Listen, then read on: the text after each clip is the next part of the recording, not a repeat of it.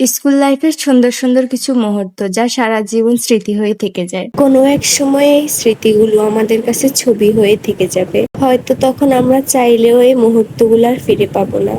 প্রতিদিন দেখা মুখগুলো ধীরে ধীরে দূরে চলে যাবে, শুধু স্মৃতিগুলোই সারা জীবন রয়ে যাবে। তো হেই, কেমন আছো সবাই? আজকে স্কুলে গিয়ে কি কি করলাম চলো তোমাদের সাথে শেয়ার করি।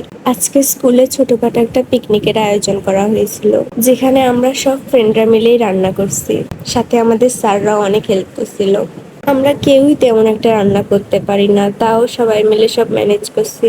আজকে আমাদের মেনুতে ছিল হচ্ছে আলু ভর্তা, খিচুড়ি আর হচ্ছে ডিম ভুনা।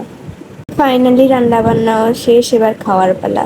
রান্নাটা খুব মজা হয়েছিল, আসলে সবাই মিলে রান্না করলে খাবার মজাই হয়। এইদিকে আমি খাওয়া শুরু করে দিলাম।